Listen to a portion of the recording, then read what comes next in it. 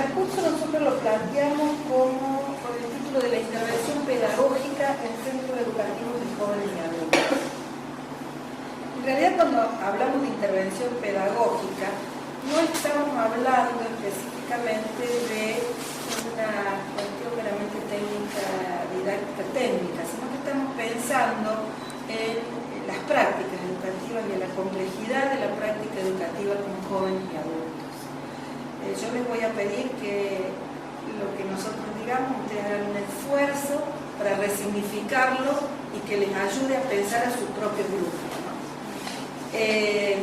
Nosotros planteamos, a raíz de la complejidad que entendemos que tiene el aula de jóvenes y adultos, creemos que estas prácticas no se pueden entender sino en el marco de la dimensión política, y para eso organizamos 3 ejes del curso.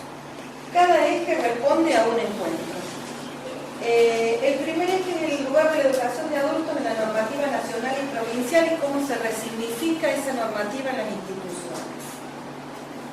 El segundo eje está dedicado a los sujetos de la educación de jóvenes y adultos, y cuando hablamos de sujetos, hablamos de estudiantes y hablamos de docentes. Y el tercer eje está dedicado al conocimiento y su organización en una propuesta de enseñanza. Por supuesto que en 3 clases esto no se aborda. Esto es una primera pincelada para dejar abierta la discusión, para dejar abierta el trabajo con los textos, para iniciar el debate y la discusión sobre estos 3 puntos, que les ayude a ustedes a resignificar su propia práctica, a pensar, a tener acceso a bibliografía específica, porque hay una cuestión que nosotros sabemos, y que siempre lo decimos, es que la educación de jóvenes y adultos es un área de vacancia en la formación, ¿no? Es decir, y aquí quizás comienzo ya con el primer eje del curso, que habla de la dimensión política. Cuando hablamos de dimensión política entendemos que la política educativa no solo es aquella que se establece en la normativa que dan los propios órganos de gobierno a nivel nacional y provincial, sino cómo esa normativa se resignifica y es vivida por los distintos sujetos de las instituciones. Esto depende de las tradiciones institucionales, de la trayectoria de los sujetos. No es lo mismo quizás cómo se resignifica la normativa que dice la Ley Nacional de Educación, que es la que está vigente en estos momentos sobre educación de adultos. No es lo mismo en un CEMPA que en un CENMA, no es lo mismo en una escuela normal que en un IFD de pocos años. Y ingresan determinadas dimensiones que hacen que la práctica de los docentes sea diferente y tenga notas distintivas. Digo esto porque a lo que nos interesa dar cuenta de la complejidad, y nos interesa que en la evaluación al final de este curso cada uno de ustedes puede decir, bueno, a ver, tomo de la Ley de Educación Nacional el concepto de modalidad y creo que en mi institución este concepto me ayuda a pensar esta práctica de esta manera, ¿no? Lo digo así porque esto es el inicio quizás de un camino que después se profundice con otros cursos específicos, que eso también nos interesa. Esto es como una mirada más macro y más global, es apenas iniciar la discusión. Decía que cuando hablamos de dimensión política hay que hacer un poco de historia para poder entender en qué momento estamos hoy en el país, en la provincia, con la modalidad, ¿no? Y para hacer historia no me voy a ir muy lejos, sino que me voy a quedar en la década del 90, cuando la educación de adultos en la Ley Federal de Educación estaba planteada como un régimen especial, ¿no? ¿Y qué significaba ese régimen especial?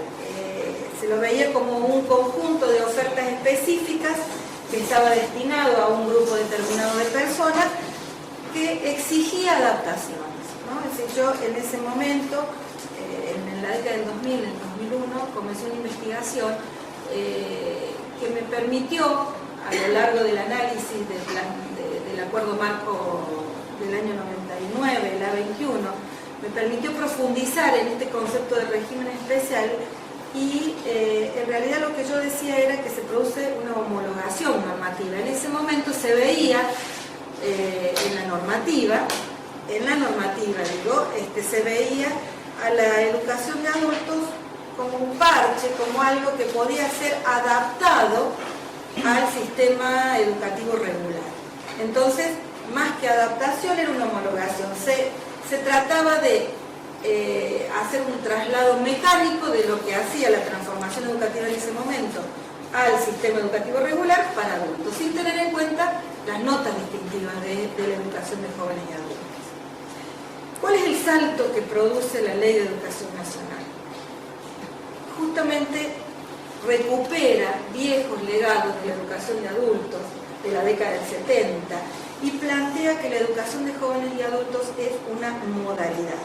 ¿Qué significa entender a la educación de jóvenes y adultos como modalidad del sistema? Dice la ley, se entiende como modalidad porque son opciones organizativas y o curriculares de la educación común dentro de uno o más niveles educativos. Pero en realidad, ¿qué significa esto? Significa desarrollar la posibilidad de mirar a la educación de jóvenes y adultos a partir de sus características, a partir de los sujetos que la conforman, pensando en la necesidad o en la posibilidad de articular acciones con otros ministerios, pensar en la posibilidad de trabajar cuestiones pedagógicas específicas, plantear como modalidad la educación de adultos permite mirarla de manera global. Esto no implica mirarla de manera aislada. Una cosa es mirar la educación de jóvenes y adultos como modalidad, entendiendo que tiene notas distintivas, y otra cosa es mirarla como una cuestión, como modalidad aislada. La educación de jóvenes y adultos existe porque existe un sistema educativo que expulsa, o que expulsaba, o que hay determinadas cuestiones que hay que mirarla en relación con. Si no, seguimos el relato, digamos, hay un autor, dos autores ingleses, que no recuerdo el nombre ahora, que plantean justamente cómo en el lamento de buscar su propia especificidad, la educación de jóvenes y adultos se aísla y no se puede ver en relación con el sistema educativo. Por eso siempre es importante pensar y trabajar en relación con la educación, no quedarse como una burbuja, porque uno se aísla y no encuentra, no se puede pensar en algo articulado, ¿no? Entender la educación de adultos desde la normativa como modalidad implicó abrir políticas educativas específicas para la modalidad.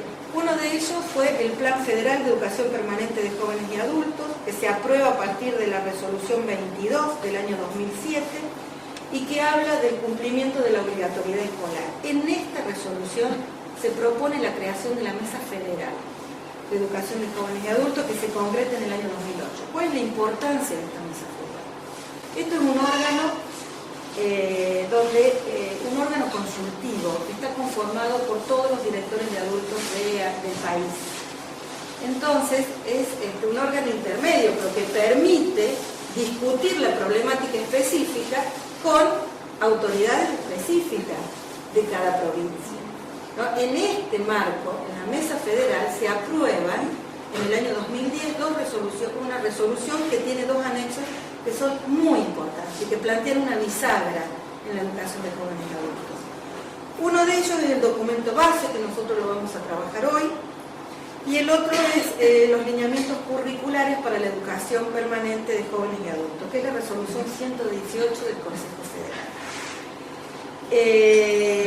¿Por qué es importante?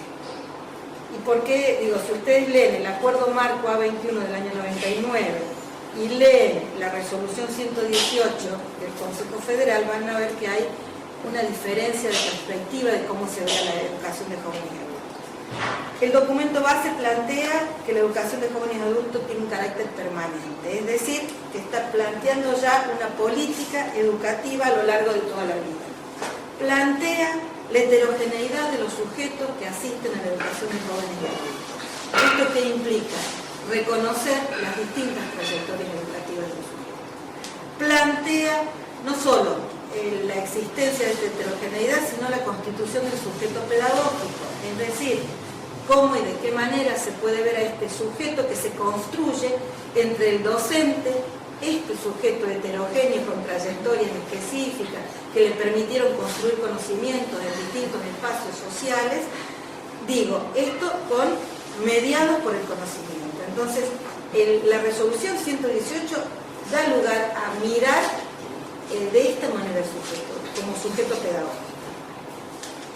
Por otro lado, dame un mate, y a una nueva forma de organización.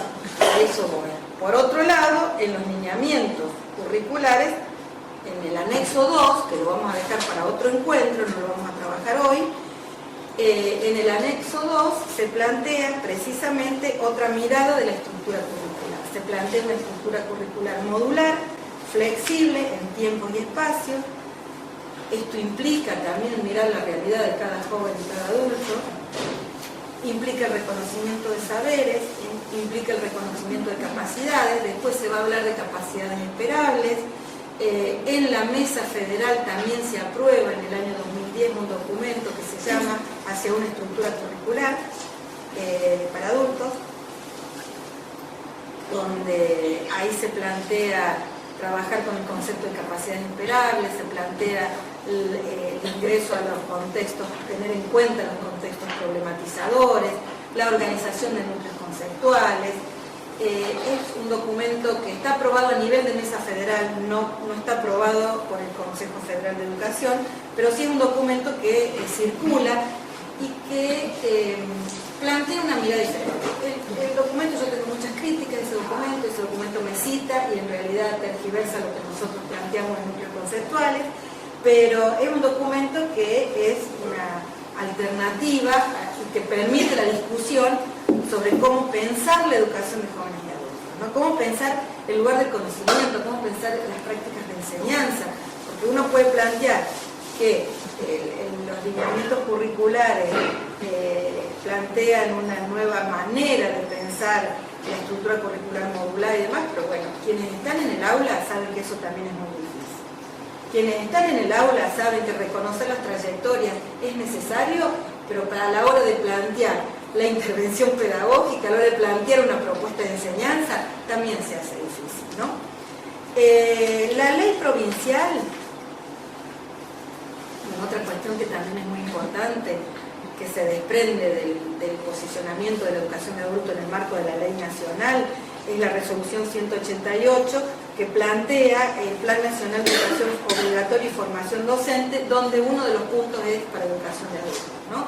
Hay un apartado específico para la formación docente de jóvenes y adultos, no solo la formación continua, sino la formación inicial, y por eso la compañera quienes trabajan en los institutos saben que desde el 2008 el INFOT plantea la transformación curricular en el nivel de los institutos y se incorpora para quienes optan por la orientación, que no es orientación, pero con quienes optan por la formación en adultos, en jóvenes y adultos, tienen la posibilidad de incluir 3 seminarios.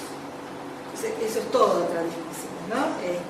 Porque bueno, ahí se abre una puerta donde uno dice 3 seminarios solamente alcanzan para formar al docente que va a trabajar en jóvenes y adultos. ¿Quiénes son los formadores? Porque al constituirse en área de vacancia la formación docente, tampoco hay formadores para que trabajen en esos seminarios. Entonces, pero digo, en buena hora que están, y se abre otra discusión, y ahí yo creo que sí las universidades tenemos un gran compromiso en favorecer y generar y abrir puertas para trabajar en formación docente. La ley provincial, hablando de normativas específicas, la ley provincial toma de la ley nacional la misma definición de modalidad y le agrega así como un plus que dice que se abre a brindar también capacitación técnico-profesional a la población adulta con el fin de lograr el constante mejoramiento de la formación individual y su integración social. Pero en realidad la ley provincial toma el espíritu de la ley nacional y habla de modalidades y demás. Esto en términos muy generales en relación a la dimensión política, después lo vamos a trabajar específicamente hoy el documento base. El otro punto, el otro eje que nosotros vamos a abordar en este curso tiene que ver con los sujetos jóvenes y adultos, ¿no? Tiene que ver con los sujetos y en este caso para nosotros es importante reconocer, y creo que forma parte de la especificidad de la educación de adultos, la heterogeneidad presente en las aulas. Si en un aula de adultos, en primaria sobre todo, está con un maestro único, un multigrado, donde encontramos desde el joven que dejó el 5º grado hasta la señora con 65 que quiere recuperar lo que no pudo hacer en su momento en la infancia, ¿no? Creo que la heterogeneidad es nivel medio, y quienes están trabajando en nivel medio pueden decirlo después cuando trabajemos en grupo, pasa por otro lado, pero también hay heterogeneidad. Entonces, esta heterogeneidad nos permite reconocer que los jóvenes y adultos que asisten tienen distintas trayectorias, y esto implica reconocer que en los distintos espacios donde los jóvenes y adultos circulan, construyen conocimiento. Entonces, y eso también nos va a llevar después a plantear cuál es la relación entre el conocimiento cotidiano y el conocimiento escolar, que también lo vamos a trabajar en el curso. Pero por otro lado, no solo reconocer la heterogeneidad, no solo implica reconocer los conocimientos construidos en los otros espacios, sino también reconocer a este sujeto que participó y que tuvo una trayectoria escolar y qué pasó con su trayectoria escolar, qué pasó en términos de fracaso, qué pasó en términos de estigmatización por el recorrido escolar, cómo llega a la escuela de adultos. Hay una cuestión que nosotros siempre decimos que tiene que ver con la posibilidad de trabajar desde las potencialidades de los sujetos y no desde las carencias de los sujetos. Y cuando uno plantea una propuesta de enseñanza, qué importante es dar vuelta a la página y pensar que sí saben los adultos que tengo al frente y no sobre lo que no saben. Pero eso lo vamos a trabajar también a lo largo del curso. Otro de los docentes, otro de los sujetos que nosotros consideramos cuando hablamos de sujetos son los sujetos docentes, ¿no? ¿Quiénes son los docentes que trabajan en el área de jóvenes y adultos? ¿Cuál es la formación que recibieron? ¿Cuál es la formación inicial y cuál es la formación específica? Y ahí volvemos a plantear el área de vacancia. Y ahí volvemos a decir si hoy los maestros que egresan con 3 seminarios, etcétera, etcétera, tienen una formación que les permita pensar la especificidad de la educación de jóvenes y adultos. Yo creo que en este caso, y dado la configuración heterogénea de este grupo de docentes que está haciendo el curso, también se puede pensar cuál es la formación que ustedes tienen para trabajar en nivel medio, cuál es la formación que tienen para pensar en estas trayectorias diferenciadas que también pueden tener los alumnos de nivel medio o de nivel terciario. ¿Y qué relaciones establecen los docentes con el conocimiento? Estas son otras cuestiones que todo esto se va a trabajar en el encuentro número 2, donde vamos a trabajar los sujetos.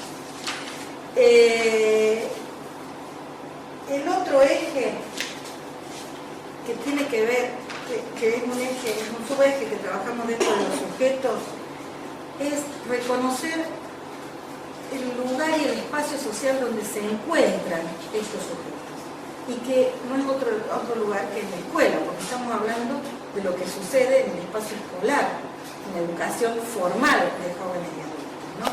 Hay una colega mexicana que se llama Gloria Hernández Flores, que sostiene que la escuela es un espacio de construcción de significados, ¿no? Que la escuela es justamente, los jóvenes y los adultos van a la escuela a aprender, van a la escuela a pertenecer, que pertenecen y que esa pertenencia se construye con los pares. En la escuela se resignifica ese espacio social, no es lo mismo el espacio escolar que el espacio familiar, que el espacio laboral. Entonces, también es interesante poder ver qué pasa con la escuela como un espacio social de construcción de significado, ¿no? Digo esto para que lo vayan pensando ustedes sobre su propia práctica. ¿Quiénes son los alumnos? ¿Qué pasa en relación con la tarea de enseñanza y aprendizaje? ¿Cuáles son los vínculos que ustedes como docentes construyen con esos jóvenes y adultos en medio de características institucionales también diferentes? No es lo mismo un centro que un centro, que un instituto de formación docente, ¿no? La intención de este curso es poder trabajar la singularidad de la práctica educativa en determinada... ¿Qué les pasa a ustedes, ¿no? Como docentes, con sus propias trayectorias, en este espacio escolar, con esta tradición institucional? Y el lugar de la escuela para los jóvenes, ¿no? Nosotros hacemos como grandes preguntas. ¿Qué depositan los sujetos en ese encuentro? ¿Cómo se construye cotidianamente? ¿Qué elementos intervienen en esta interacción? ¿Qué significa la escuela para los adultos? ¿Cómo la miran? ¿Cómo la piensan? ¿Qué piensan de los docentes? Miren, yo hace unos 5 años, cuando hice mi tesis doctoral, trabajé en una escuela primaria de adultos, en un primer ciclo, donde había personas que estaban aprendiendo a leer y escribir convencionalmente.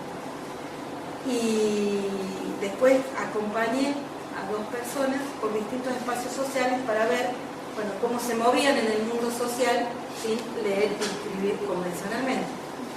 Y pude ahí ver varias cuestiones, ¿no? Pero en realidad pude ver el sentido que ocupaba, el lugar que ocupaba la escuela en su proyecto personal, ¿no? En esto de la construcción de significado que cada quien hace de la escuela, como para una persona la escuela era un lugar para aprender a leer y escribir, pero también era el lugar donde gracias a la asistencia le pagaban un plus, ¿no? Entonces la escuela tenía una determinada significación para ella. Para la otra persona, la escuela era el lugar que le permitía aprender a leer y escribir porque había trabajado toda su vida para mantener a su hijo, para mandar a los hijos a la escuela y demás, y ahora se había jubilado y ahora le tocaba a él. Entonces, el sentido personal que cada quien le da a la escuela tiene que ver con estas trayectorias socioeducativas que responden a su historia de vida, ¿no? Entonces, esto nos parece que es importante traer a la mesa para el debate, porque en la medida en que nosotros podamos entender, podamos vernos a los sujetos desde este lugar, podemos construir, inclusive con ellos, una propuesta de enseñanza. Entonces, el otro, esto sobre cómo construyen los sujetos, la significación. Y entre otras cosas, y esto sí nos habilita ya a abrir el eje de conocimiento, una de las cuestiones que también forman parte del sentido personal de la escuela en los jóvenes y adultos es la certificación. No dejemos de lado la certificación, porque la certificación tiene que ver con la construcción del conocimiento, con la propuesta de enseñanza, ¿sí? Entonces, lo que quiero decir es que por mucho tiempo se ha dejado de lado, creo, la discusión de la certificación en la educación de jóvenes. La certificación viene como un corolario de las materias que rinden, de la lectura y la escritura que aprenden en el inicial y de los contenidos. Pero es una discusión que nos tenemos que dar los docentes. Porque tiene que ver con ese conocimiento básico que tenemos que plantear en las propuestas de enseñanza. ¿Qué estamos certificando en la escuela de adultos? ¿Qué certifica el nivel medio de adultos? Y en voy a hacer como un paréntesis que me deja bastante preocupada, y ustedes son quienes están en la escuela y que pueden después en grupo plantear la problemática del conocimiento de la certificación. Hay el caso de una universidad que recibe a un grupo de chicos sordos que vienen de un nivel medio de adultos, vienen con la certificación de un nivel medio terminado. Resulta que cuando ingresan a las distintas carreras son chicos que no leen ni escriben, ¿no? Y ahí estamos tocando la otra cuestión que también es una problemática que tiene que ser abordada, porque cuando hablamos de sujetos jóvenes y adultos y hablamos de sujetos estudiantes, en la educación de adultos hay estudiantes con capacidades especiales, ¿no? Entonces, una cuestión es la de la educación especial, que es toda una problemática en la educación de adultos. Es toda una problemática porque los docentes no están formados. Bueno, en educación de adultos y en educación media no están formados para trabajar. No hay una formación específica para trabajar en la heterogeneidad con alumnos con capacidad especial. Y la otra cuestión que trae tiene que ver con la organización de la propuesta de enseñanza y tiene que ver con atender las medias, exactamente, y tiene que ver con atender a ver, yo creo que hay algo que se ha perdido y que me parece que se puede discutir en el curso, que puede ser un eje de discusión y que ustedes como docentes tienen la práctica y lo pueden decir mucho más que nosotros porque no estamos en el aula, y es que se ha perdido el sentido de la enseñanza. Se ha perdido el sentido de la enseñanza y se ha perdido, creo, una de las hipótesis, porque si ha habido inversión en Argentina en formación docente desde la década del 90, uno no puede decir que no. Ha habido una inversión impresionante, planes, programas, el PRICE, bueno, ya no me acuerdo los nombres, las siglas. ¿Qué pasó? ¿Qué pasó en el medio? ¿Cómo se concibe hoy la formación docente? Por eso digo, nosotros creemos que la mejor manera de pensar en una formación docente es a modo de taller, con seguimiento, con una propuesta donde haya un acompañamiento en la formación docente, donde la pregunta permanente sea ¿por qué y para qué enseñar esto? ¿No? Porque repetir autores no sirve, no ayuda. Es necesario conocer las investigaciones, conocer los planteamientos de las distintas líneas de trabajo. Yo no estoy diciendo no conozcamos, no leamos autores, pero lo importante es poder resignificar a partir de la propia práctica. ¿En qué te ayuda un autor? ¿No? ¿Qué elementos aporta para tu práctica? Esto son cuestiones que tienen que ver con la formación docente, pero a mí me parece que lo que vos traes tiene que ver con eso, ¿no? Se perdió el sentido de la enseñanza, recuperémoslo en adultos, recuperémoslo en media también. Sí, claro. En media pasa exactamente. Entramos al otro punto, al tercer eje que tiene que ver con el tercer encuentro. Trabajamos el conocimiento en la educación de jóvenes y adultos y bueno, en la educación media. ¿Qué significa conocer para el joven y adulto? Hay una cuestión que es histórica en la educación de jóvenes y adultos, que es hay que partir de lo que los alumnos saben, ¿no? ¿Qué implica eso?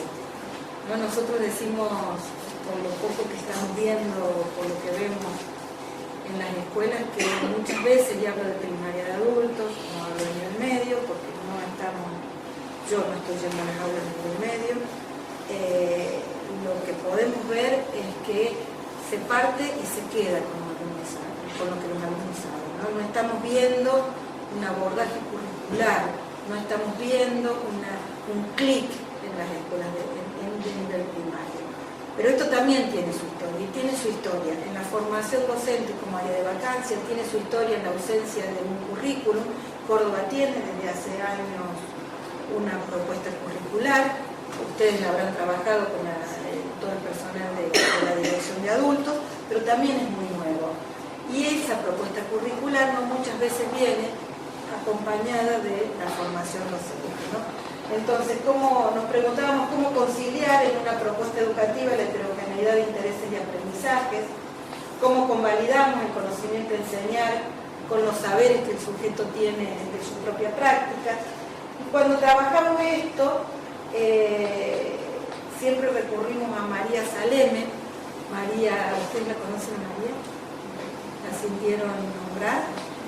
María fue una profesora de la Universidad Nacional de Córdoba, especialista, bueno, María era especialista en todo, ella trabajaba en distintas áreas, pero básicamente en educación rural y en educación de adultos.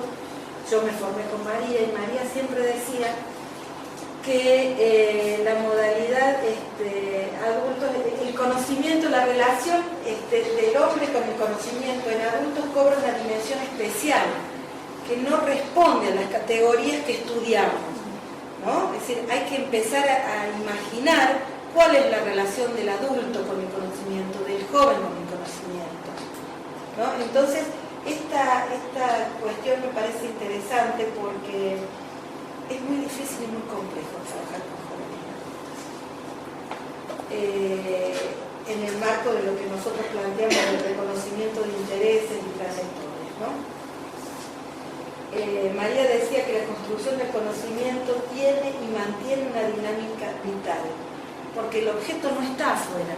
Lo que hay que enseñar, el adulto ya lo sabe, ¿no? Está dentro, en su dinámica vital. Entonces, ¿cómo plantear una propuesta de enseñanza con adultos? Es muy complejo, porque además hay que pensar que ese adulto viene con el conocimiento, con un conocimiento construido, y en ese sentido nosotros tomamos el concepto de conocimiento cotidiano que trabaja Agner Heller, que es una socióloga de la Universidad de Budapest. Agner Heller plantea que el conocimiento cotidiano es la suma de conocimientos sobre la realidad que se utiliza de un modo efectivo en la vida cotidiana del modo más heterogéneo, y que es el saber que nos permite a nosotros sobrevivir en una determinada época con lo que es necesario vivir, y que ese conocimiento cotidiano se construye desde el momento del nacimiento, y que tiene que ver con el lugar donde uno nace. Uno va construyendo ese conocimiento, se va apropiando, dice Agner Heller, del uso, de las costumbres, del lenguaje. Y el adulto que llega a las aulas, y ese joven que llega a las aulas de adultos, viene con un conocimiento cotidiano. Nosotros tenemos un conocimiento cotidiano, ¿sí? Entonces, ¿cómo triangulamos con el conocimiento escolar? Ese es el gran desafío del adulto. No se trata de llegar con el conocimiento curricular, con el conocimiento escolar que se plasma en un currículum y se vomita en un aula, ¿no? Se trata de pensar cuál es el conocimiento básico que a ese sujeto le permite reflexionar sobre su propia vida, le permite entender quién es. María decía, un conocimiento básico que le permite al sujeto saber quién es y qué hace y para qué. Si no necesitamos, me parece que eso es como la identidad de la educación de jóvenes y adultos, ¿no? Es la especificidad. Y cuando hablo de conocimiento básico, no hablo de conocimiento mínimo, sino que hablo de básico en el sentido de útil. Y María decía, no útil, utilitario, pragmático, sino el conocimiento que le sirva a ese sujeto. Hay otra cuestión que a lo largo de tantos años uno va como asombrándose, ¿no? Siempre el asombro está en la base cuando uno trabaja en el aula. Eso tampoco se tiene que perder. Nosotros veíamos en el año 98, 99, trabajamos en una escuela granja en Villa María. Había jóvenes. Esa escuela se crea con el objetivo de evitar que los chicos que delinquían en Villa María vayan a Córdoba al CROM. Entonces se crea esta escuela como un espacio de contención y un espacio educativo y laboral, ¿no? Tenía talleres y tenía la escolaridad de adultos. Trabajando con los docentes nos damos cuenta que los chicos no asociaban el día de su cumpleaños con la fecha de nacimiento, ¿no? Algo que uno no puede pensar. Que hagan la prueba ustedes que trabajan con jóvenes. No había una asociación entre el día de nacimiento y el cumpleaños, porque ellos mismos se asombraron, ¿no? Eso es obvio. Bueno, en la educación de adultos nada es obvio. Hay una cuestión, me hiciste acordar, cuando trabajamos con los docentes de nivel primario de adultos de la municipalidad, hay una cuestión que es como, a ver, los maestros de primaria, las recetas, ¿no? Cuando quiero poner el ejemplo para trabajar el conocimiento básico. Entonces los docentes sí, nosotros trabajamos las recetas, bueno, y también comparaban cómo en un mismo plato tenían distintas recetas. La receta, tal como estaba planteada en ese taller, no avanzaba sobre el conocimiento cotidiano. Se producía ahí la socialización de los saberes cotidianos de las mujeres, pero no había un quiebre de conocimiento. Sí. ¿Cuál era la propuesta de enseñanza que después nosotros trabajamos con los maestros, ¿no? Bueno, a ver, ¿cuáles son los contenidos de química que están a la base de la receta? ¿Cuáles son los contenidos de historia que se puede trabajar? ¿Cuáles son los contenidos? Yo me acuerdo que María trabajaba en un taller que trabajamos con los docentes del norte de Córdoba, cómo a partir de la mazamorra, cómo a partir del maíz, se puede abrir el árbol de conocimientos desde la historia, la geografía, la biología, ¿no? La química, la lengua. Obviamente la lengua es un eje vertebrador de la propuesta de enseñanza. Estas son las cuestiones que me parece que nos tienen que ayudar a reencontrar el sentido de la enseñanza en la educación de adultos. Esto es lo que hace que nosotros pensemos cuál es lo básico para nuestros alumnos, cuáles son los conocimientos básicos que nosotros tenemos que recuperar en cada propuesta de enseñanza. Y cuando hago propuesta de enseñanza, hablo de la posibilidad de plantear un tema con un contenido básico, con contenidos colaterales, pero que tenga una cierta duración y que a la vez se plantee, también atendiendo las necesidades y las realidades de cada grupo, se plantee la posibilidad de dar en una clase un tema que abra y cierre en sí mismo, porque también estamos frente a la inasistencia de los alumnos. Entonces uno no puede empezar un tema, seguirle la otra. Digo, hay tantas variables, ¿no? Hay tantos factores que inciden en la constitución de la propuesta de enseñanza, que me parece que todo esto tiene que empezar a hilarse o seguir o profundizar en una costura que nos permite encontrar el sentido de la enseñanza. En relación con el conocimiento, acá entramos a jugar con los conceptos de conocimiento escolar, ¿no? María planteaba que el conocimiento escolar es una versión apretada de los conocimientos adecuados a las necesidades de un proyecto social, ¿no? Ella decía, bueno, el conocimiento escolar es un conocimiento superficial, es un conocimiento que uno lo puede mirar que es un conocimiento curricular, está acá, en esta propuesta. Ahora, ¿qué de todo esto plantea el docente? Entra en la creatividad y en la imaginación y en la formación y en la manera en que el docente mira al grupo de alumnos.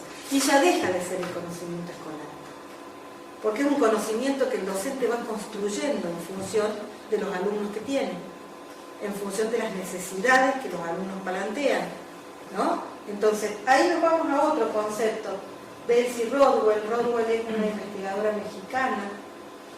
Ella sostiene justamente esto y habla del conocimiento enseñado. Dice que es una construcción social entre lo prescriptivo, que es lo que plantea el currículum, lo seleccionado por el docente y la trama de relaciones dada en el contexto donde se desarrolla la intervención pedagógica. ¿Sí? Por eso nos interesa esta mirada de las políticas, ¿no? En este caso las políticas curriculares. Una cuestión es lo que se plantea en el texto curricular y otra cuestión es lo que se plantea en el texto del docente y otra cuestión es lo que construye el alumno. Se nos movemos de esta manera relacionalmente. Y no es tengo que terminar el listado de contenidos porque se me termina el cuatrimestre y tengo que terminar el programa. Hay presiones, digo, todo esto tiene que ver con las políticas educativas, las políticas curriculares, las políticas de formación docente, pero cómo de una manera relacional nosotros tenemos que pensar y discutir el sentido de nuestra enseñanza. Bueno, esto, ¿no? Es trabajar el sentido de las nociones enseñadas, el para qué se aprende y se enseñan estas nociones. María planteaba que es necesario contextualizar el problema en tiempo y espacio físico y social. Estas son como las grandes notas que nos van a acompañar a lo largo de todo el curso. Nosotros planteamos dos cuestiones en relación con el conocimiento. A ver, yo quiero insistir en esto. Esto es un primer curso, son cuestiones muy generales La idea es continuar profundizando con otros cursos, pero nos parecía que era una oportunidad para compartir con ustedes dos perspectivas, o una perspectiva teórica que se da en relación con la enseñanza de la lengua y con la enseñanza de la matemática. Enseñanza y aprendizaje de la lengua y la matemática. Y que son justamente estas dos miradas, que se llama una literacidad y otra numeracidad. Y le voy a hacer un poco de historia, para que no caigan como paracaídas estos planteos. ¿Y por qué nos interesa empezar a trabajar con ustedes desde estos lugares?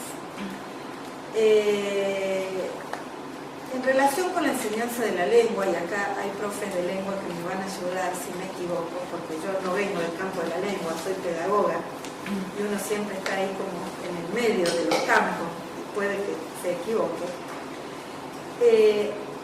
Hubo a lo largo del tiempo diferentes miradas, ¿no? El tema de la mirada psicológica y los test, el tema de la mirada pedagógica y el método de cómo se enseña a leer y escribir, el tema de la oralidad dividida de la escritura, la oralidad con una función y la escritura con otra, esto que se conoce como la gran división, y el tema de darle preeminencia a la cultura escrita y a las sociedades escritas y no a las ágrafas, las que no tenían escritura era una mirada peyorativa, el tema de hablar de alfabetización que implica un analfabeto, porque si se habla de un alfabetizado, históricamente se habló de un analfabeto como el que no sabe leer y escribir, como el que no participa, como el que no sabe, el tonto, etcétera, etcétera, porque digo, retomándolo, cierta prensa y ciertos documentos políticos, uno puede ver que siempre hay una mirada peyorativa a quienes no leen y escriben.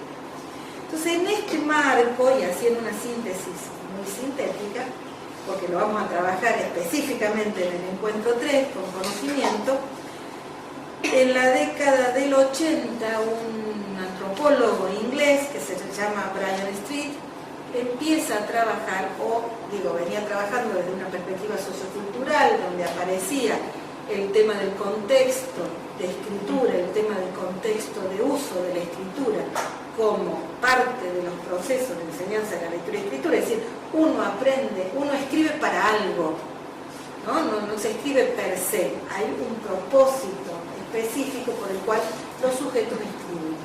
Entonces, en esta misma línea, él habla de literacy, que en español la traducción es literacidad, y se plantea que el acceso a la cultura escrita es una práctica social. Y como práctica social, implica relaciones sociales. Esto implica que la lengua escrita se construye con otro. Implica que hay un propósito de escritura. Si hay un propósito y se da en un marco global, en un marco de una práctica social más amplia, también hay que mirarlo en el marco de relaciones de poder. Siempre hay alguien que decide qué se escribe y qué no se escribe. Y en esta perspectiva teórica entra a jugar muy fuerte el reconocimiento de los saberes que los sujetos tienen de la lengua escrita. Es decir, puede que una persona no tenga conocimiento del sistema de escritura, pero sí tiene conocimiento del valor de la cultura escrita, sí tiene conocimiento de las consecuencias sociales y legales de la cultura escrita. Por eso guarda la escritura de la casa en una bolsita de nylon, porque sabe que la escritura de la casa tiene un valor que tiene incidencia sobre su propia vida. Es decir, si pierde la escritura de la casa, entonces hay un artículo en un diario, en La Voz del Interior, desde hace mucho tiempo, que seguramente ustedes lo recuerdan, porque creo que era de la zona, de una señora que se llama Ramonita, que la desalojan de la casa porque es analfabeta, y por ser analfabeta no tenía conocimiento de la escritura y de los trámites que tenía que hacer. Bueno, eso es mentira. A la señora la desalojan de la casa por otros motivos, que tienen que ver con cuestiones de poder, pero la señora sabía muy bien el valor de la escritura y sabía muy bien lo que sucedía en torno a ese desarrollo, Digo esto también de manera muy sintética. O sea, que desde esta perspectiva es una práctica, el acceso a la cultura escrita y la escritura es una práctica social situada e históricamente construida.